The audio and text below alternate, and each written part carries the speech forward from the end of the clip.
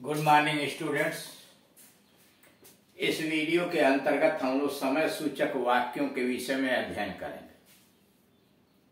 यानी हिंदी से अंग्रेजी में ट्रांसलेट करने के लिए जो वाक्य दिए गए हैं उनके द्वारा यह बोध होता है कि कार्य होने का समय क्या है या क्या था। ऐसे वाक्यों से कार्य होने के समय का बोध होता है, ऐसे वाक्य जिनसे यह पता चलता है। यानी इसके पहले 4 वीडियो बनाए जा चुके हैं टाइम इंडिकेटिंग वाले। यहाँ 5वां वीडियो है ऐसे वाक्य जिनसे यह पता चलता है कि एक ही व्यक्ति 2 कार्य करता है और दूसरा कार्य पहले कार्य के समाप्त होने के बाद आरंभ किया गया। यानी ऐसे वाक्य जिनसे यह पता चलता है कि एक व्यक्ति 2 कार्य करता है, एक कार्य पूर्ण रूप से समाप्त हो गया तब उसने दूसरा कार्य शुरू करके पूरा किया। जैसे पत्र लिख कर उसने डाक में डाल दिया, पत्र लिख कर उसने डाक में डाल दिया, इसमें 2 कार्य हुए। उसने पत्र लिखा, उसने डाक में डाल दिया। उसने पत्र लिखा वह डाक में डाल दिया। ही रोट ए लेटर, उसने पत्र लिखा। दूसरा वाक्य हुआ ही पोस्टेड इट या ही पोस्टेड द लेटर। दोनों को जोड़ करके सिंपल सेंटेंस बना दिया गया है, पत्र लिख कर उसने डाक में डाल दिया। तो इसके लिए करते क्या है, एक कार्य पूर्ण रूप से समाप्त हो गया पत्र लिखने का, तो जो कार्य पहले समाप्त होगा उसकी क्रिया को परफेक्ट पार्टिसिपल में चेंज कर देते हैं। तो अब उसको हो जाएगा having written a letter, having written a letter he posted it, पत्र लिख कर उसने डाक में डाल दिया। दूसरा भोजन करके वह विद्यालय गया, यानी पहले भोजन किया वह विद्यालय गया। भोजन करने का काम यानी जब पूर्ण रूप से समाप्त कर लेंगे तभी कोई दूसरा कार्य शुरू करेंगे।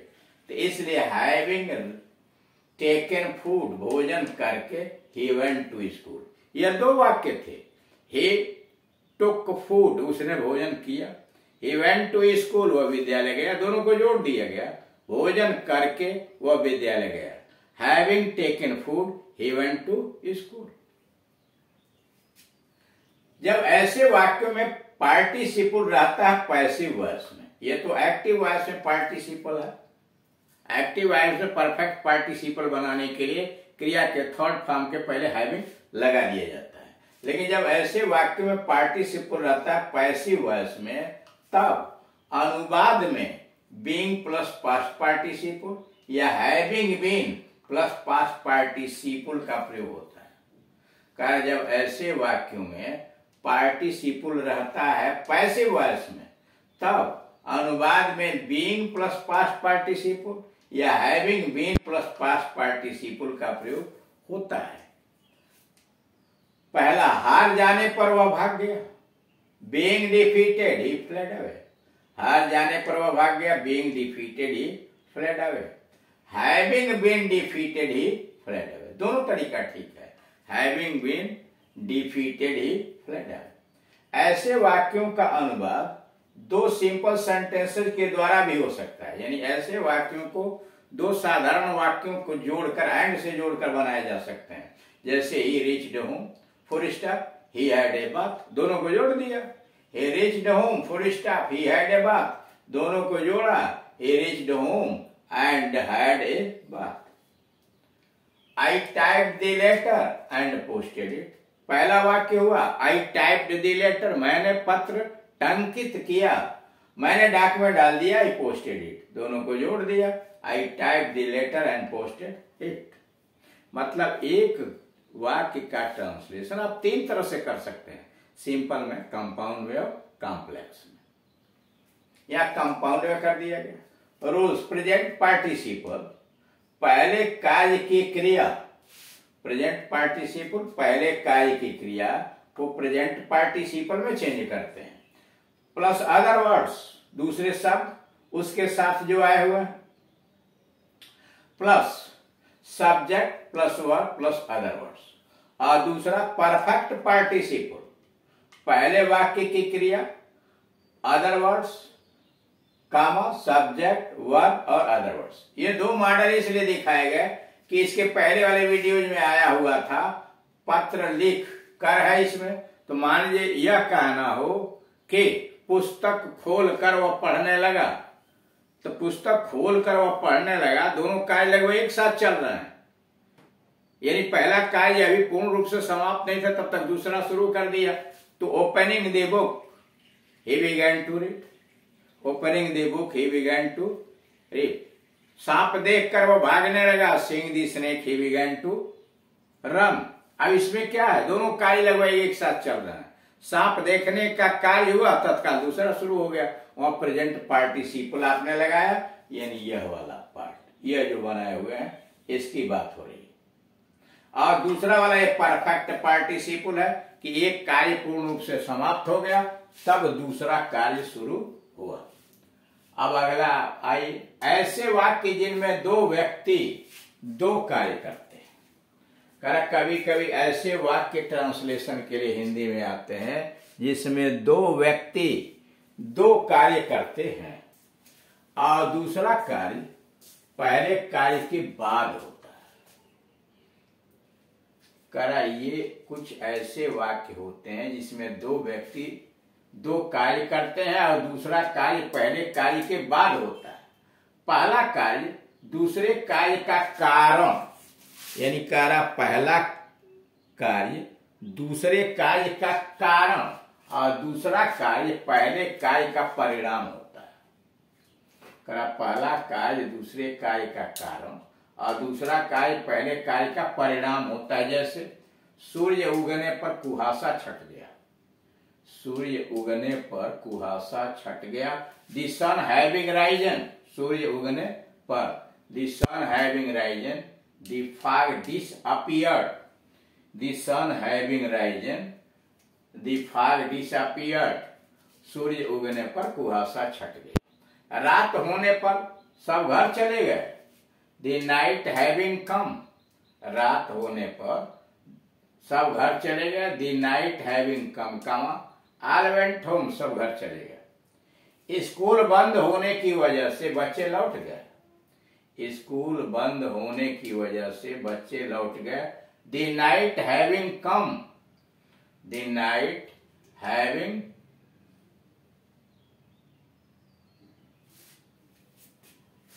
स्कूल बंद होने की वजह, सारी वहां गलत हो गया है।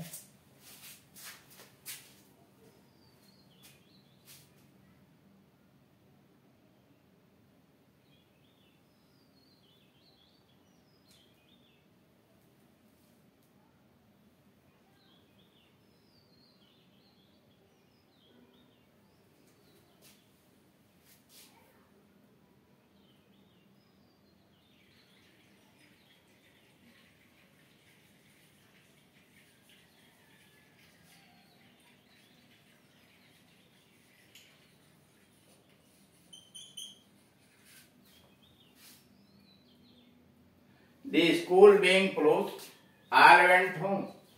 The school being closed, all went home.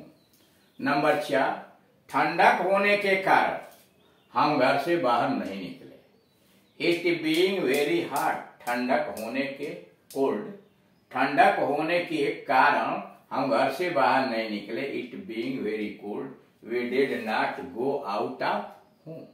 Number 5, अंधेरा होने की वजह से वह देख नहीं सका। अंधेरा यानी पहले अंधेरा होने की बात हुई, कारण बना, उसका परिणाम हुआ वह देख नहीं सका। तो अंधेरा होने की वजह से वह देख नहीं सका। इट बीइंग डार्क, अंधेरा होने की वजह से he could not see. It being dark, he could not see. Number 6, शेर के मारे जाने की वजह से सब खुश हो गए। शेर के मारे जाने की वजह से सब खुश हो गए। The lion having been killed, the lion having been killed, all became happy. The lion having been killed, all became happy. शेर के मारे जाने की वजह से सब खुश हो गए। कप्तान के पकड़े जाने के कारण फौज भाग गई। कप्तान के पकड़े जाने के कारण फौज भाग गई। The captain being captured, the captain being captured, कप्तान के पकड़े जाने की वजह से द आर्मी फ्लेड अवे, फौज भाग गई। अब इसमें आप देख रहे हैं कि जब पैसिव वॉइस के अंतर्गत वाक्य दिया जा रहा है तो उसमें दो चीजें हैं। अगर ये वाज वेयर मुख्य क्रिया के रूप में आए हुए हैं तब बीइंग लगा दिया जा रहा है। नॉमिनेटिव एब्सोल्यूट फ्रेज के अंतर्गत बीइंग का प्रयोग किया जा रहा है प्रेजेंट पार्टिसिपल का, और इसके अलावा अगर दूसरी कोई क्रिया है तो हैविंग बीन लगा के क्रिया का थर्ड फॉर्म प्रयोग किया जा रहा है। उसी ने यहां रूल्स दिया, जब मुख्य क्रिया कौन, पहले कार्य जो पूरा हुआ उसकी बात कर रहा है। जब मुख्य क्रिया पहले कार्य की बी का रूप वाज वेयर है तो नॉमिनेटिव एब्सोल्यूट फ्रेज में कर्ता के बाद बीइंग यानी प्रेजेंट पार्टिसिपल का प्रयोग करते हैं।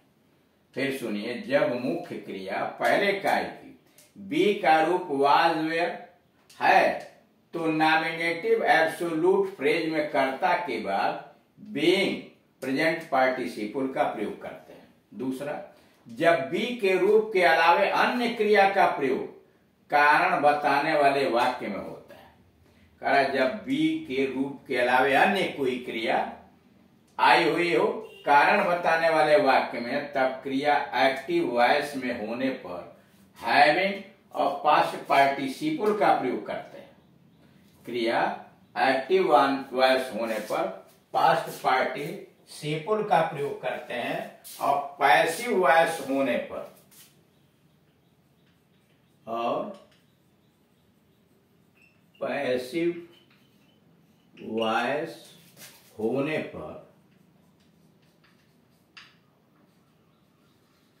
Having been plus past participle का प्रयोग करते हैं।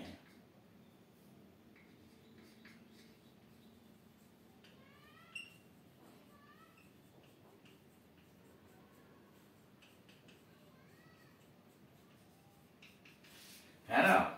करा जब बी के रूप के अलावे अन्य क्रिया का प्रयोग कारण वाले वाक्य में होता है तब एक्टिव वॉइस में हैविंग प्लस पास्ट पार्टिसिपल का प्रयोग करते हैं, और पैसिव वॉइस में having been plus past participle का प्रयोग करते हैं। जैसे यहां पैसिव वॉइस है the lion having been killed, शेर के मार जाने की वजह से ऑल बिकेम हैप्पी, ये पैसिव वॉइस में। और यहां आप देख रहे हैं दी नाइट हैविंग कम, ये एक्टिव वॉइस में है।